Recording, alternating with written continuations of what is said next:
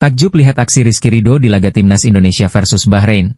Dragan Talajik, saya pikir dia akan menjadi bintang.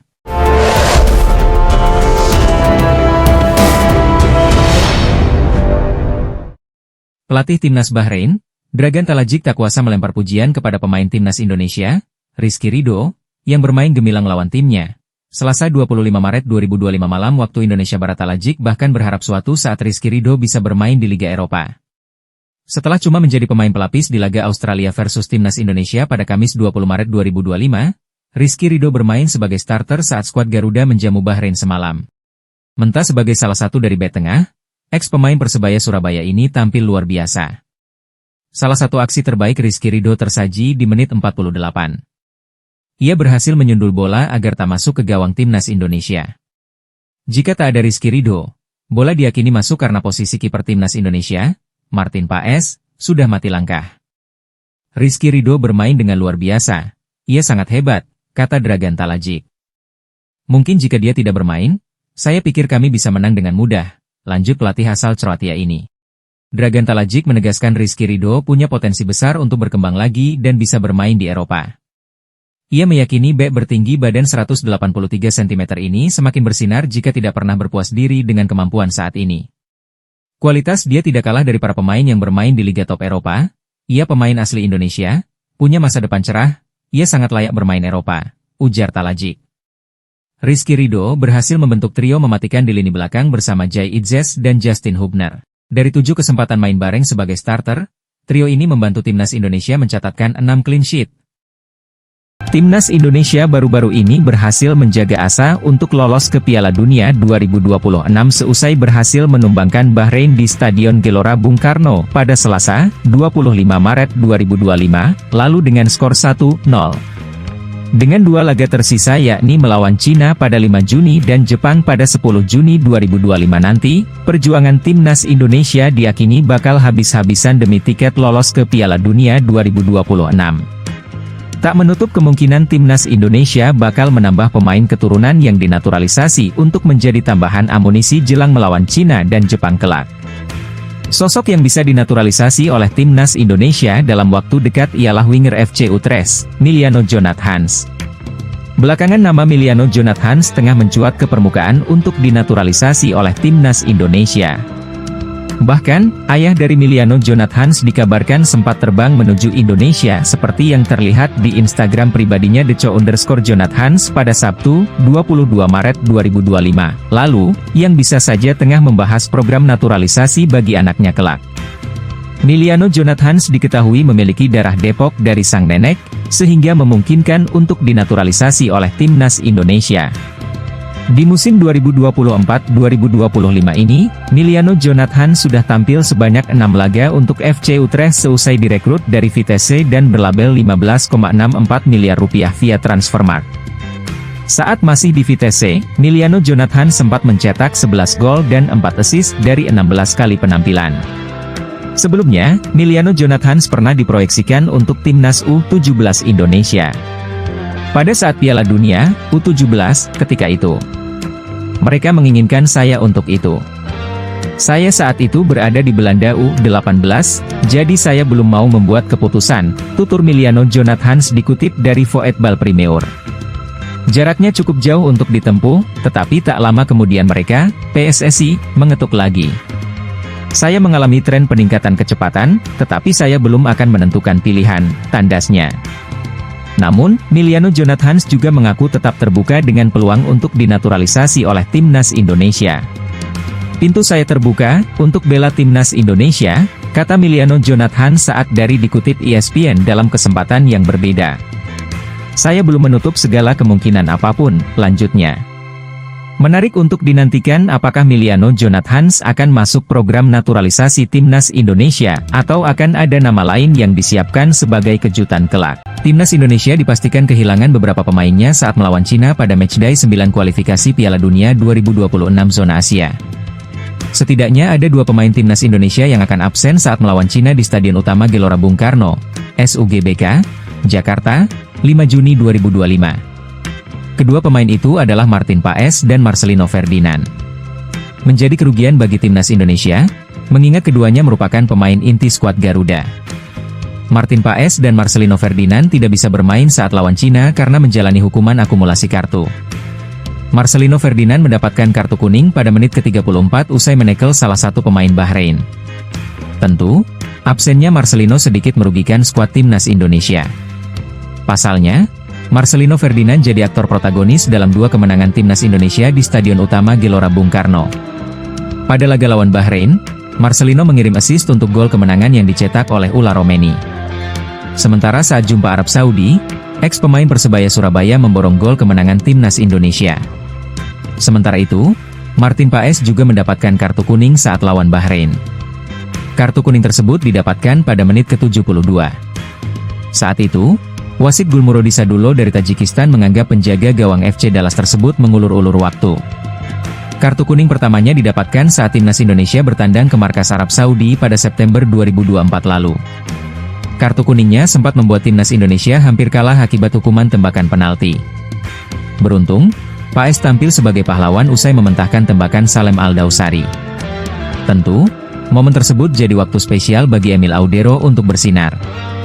Penjaga gawang Palermo punya kans paling besar untuk mewujudkan debutnya saat jumpa Cina. Duel lawan Cina bakal digelar pada 5 Juni 2025 di Stadion Utama Gelora Bung Karno, Jakarta.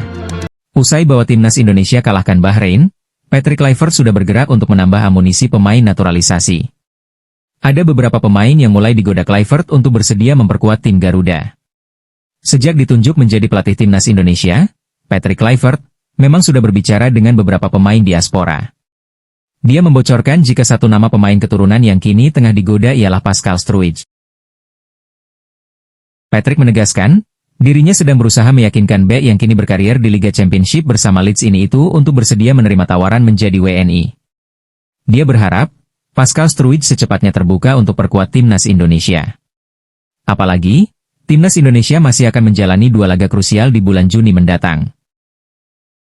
Saat ini, tim Merah Putih berada di urutan keempat grup C dengan nilai 9, tertinggal 3 angka dari Australia di peringkat kedua. Secara pribadi saya sudah berbicara dengan beberapa pemain untuk dinaturalisasi. Saya sibuk berdiskusi dengan pemain naturalisasi, kata Patrick Kluivert usai laga kontra Bahrain. Mungkin saya bisa membocorkan salah satu nama tersebut adalah Pascal Struijk. Saya sudah berbicara dengannya dan berusaha meyakinkannya untuk dinaturalisasi secepatnya, terang pelatih timnas Indonesia asal Belanda tersebut.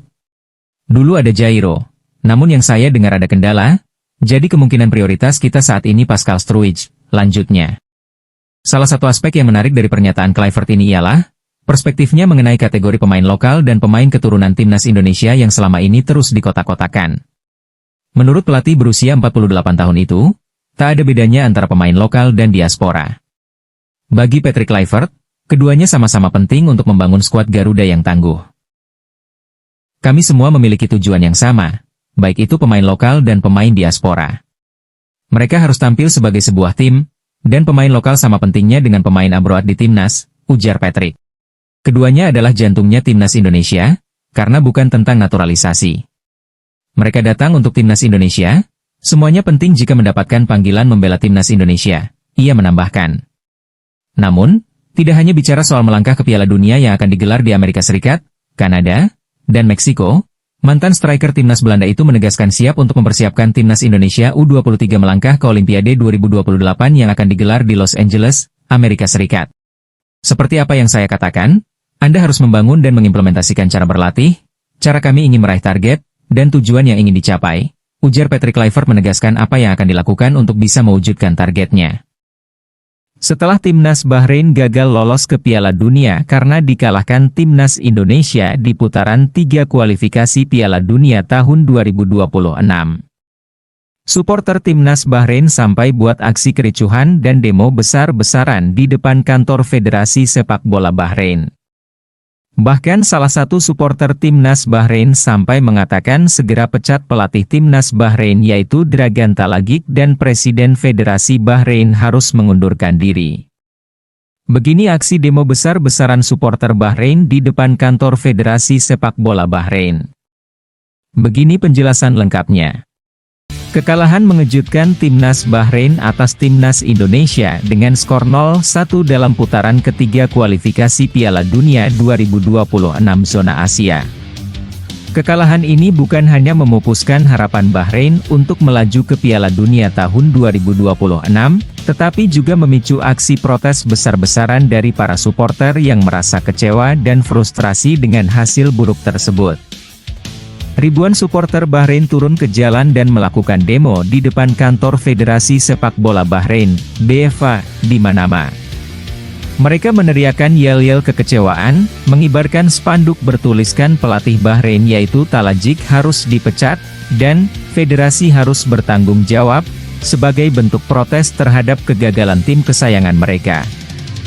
Mereka menilai bahwa pelatih timnas Bahrain yaitu Dragan Talajic, pelatih asal Kroasia yang menangani Bahrain, tidak layak lagi menukangi timnas Bahrain karena gagal membawa Bahrain meraih kemenangan dalam pertandingan yang dianggap lebih mudah.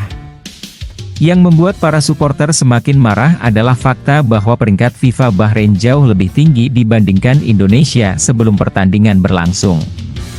Sebelum laga, Bahrain menempati peringkat 81 dunia, sementara Indonesia masih berada di peringkat 130 dunia. Namun, setelah kemenangan atas Bahrain, Indonesia mengalami lonjakan drastis ke peringkat 123 dunia dengan total 1142,83 poin. Supporter Bahrain merasa dipermalukan karena tim mereka dikalahkan oleh tim yang sebelumnya berada di peringkat lebih rendah. Ini benar-benar memalukan. Bahrain seharusnya menang mudah, tetapi justru kalah dari tim yang peringkatnya jauh di bawah kami. Dalam aksi yang berlangsung di depan kantor BFA, supporter Bahrain meluapkan kekecewaan mereka dengan meneriakkan tuntutan agar pelatih Dragan Talajic segera dipecat. Mereka menilai pelatih asal Kroasia itu gagal memanfaatkan keunggulan timnya dan tak mampu meracik strategi yang tepat. Tak hanya pelatih, Presiden Federasi Sepak Bola Bahrain juga menjadi sasaran kemarahan supporter. Mereka menuntut agar Presiden Federasi segera mengundurkan diri sebagai bentuk pertanggungjawaban atas kegagalan tim. Demonstrasi yang awalnya berlangsung damai berubah menjadi aksi kericuhan. Beberapa supporter yang frustrasi mulai melemparkan botol, membakar atribut tim, hingga merusak properti di sekitar kantor federasi. Bahkan, mereka membakar foto pelatih Dragan Talajic sebagai bentuk protes atas performa buruk Bahrain. Kekalahan dari Indonesia membuat Bahrain semakin sulit untuk lolos ke putaran keempat kualifikasi Piala Dunia 2026. Saat ini, mereka hanya menempati peringkat kelima di grup C, sedangkan hanya tim peringkat 3 dan 4 yang bisa melanjutkan perjalanan mereka ke babak berikutnya. Bahrain hanya menyisakan satu pertandingan tersisa melawan Arab Saudi, tetapi banyak supporter yang sudah kehilangan harapan. Pasalnya, Bahrain memiliki rekor buruk melawan Arab Saudi dan belum pernah menang dalam beberapa pertemuan terakhir. Kita semua tahu bagaimana sejarah pertemuan Bahrain dan Arab Saudi. Kita tidak pernah menang melawan mereka. Jadi ini sudah pasti selesai. Tidak ada lagi peluang. Piala Dunia 2026 hanya tinggal mimpi. Mereka menilai bahwa kepemimpinan yang buruk dalam federasi telah menyebabkan kegagalan timnas Bahrain dalam berbagai turnamen internasional, termasuk kualifikasi Piala Dunia kali ini. Kami tidak hanya ingin pelatih dipecat, tetapi juga presiden federasi. Sepak bola Bahrain butuh revolusi. Kita butuh perubahan besar agar kita bisa kembali bersaing di level tertinggi. Setelah kerusuhan dan aksi protes besar ini, Federasi Sepak Bola Bahrain menghadapi tekanan besar untuk segera mengambil keputusan drastis. Jika mereka tidak segera merespons tuntutan supporter, bukan tidak mungkin aksi protes akan semakin besar di hari-hari mendatang. Di sisi lain, kegagalan ini menjadi bahan evaluasi bagi federasi dan tim nasional Bahrain.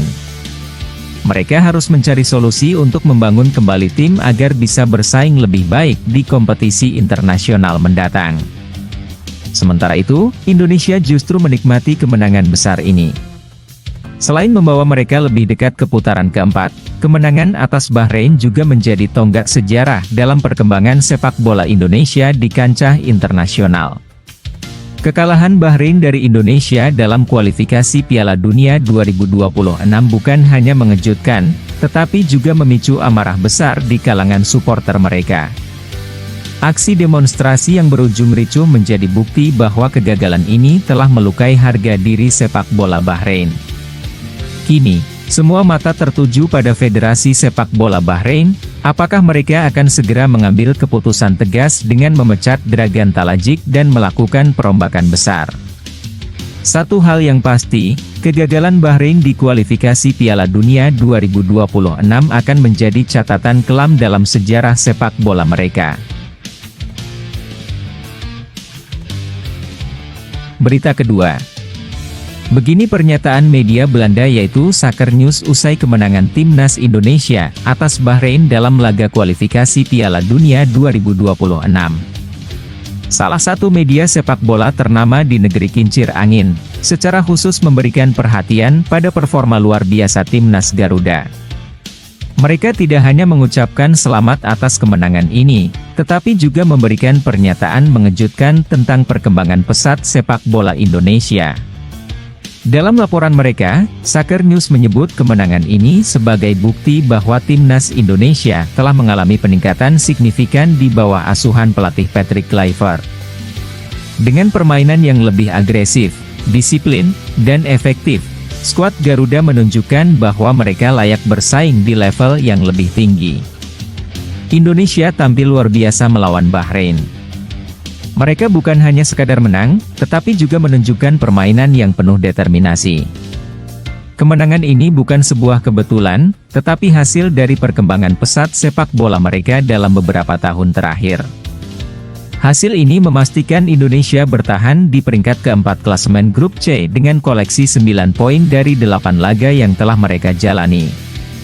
Performa impresif ini memberikan harapan besar bagi masyarakat Indonesia untuk melihat timnas melangkah lebih jauh dalam kualifikasi.